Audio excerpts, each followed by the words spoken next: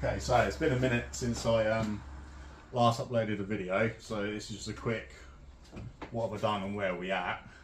Pretty much I've tidied up all of the wiring, safely ran conduit everywhere. I've left out a couple of extra wires just in case I need them later on.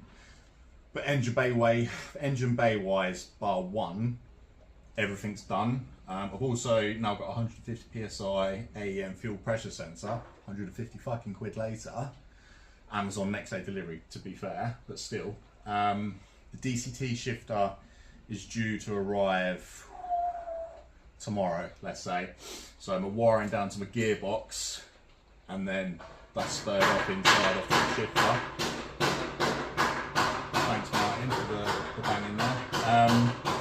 What I quite like is I've actually retained the original fuse box cover. It's not screwed down at the minute, and I've only got 3 of these screw points, but to neaten it all off and tidy it off. If the FPR wasn't here, I could literally put my scuttle back in there and hide all of this. But who cares? We don't need it. It's race car. Fuck it, full send. But in a nutshell, it's done. Literally. I quite craftily retained the original Bosch knock sensors. You know, the BMW fast clips.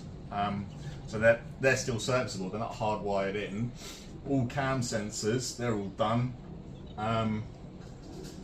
And retained, I can't get a plug out to show you, but retained the plug in. So again, look, here we go. I could just unplug it and replace it when I need to, nice and easy.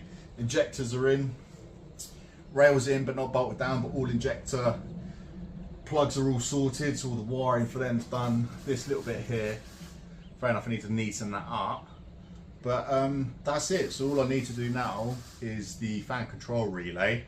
If I'm honest, I'm essentially going to try and piggyback into the factory relay using the factory fan. And I'm pretty sure maybe the grey one is the input signal from what would have been the original DME.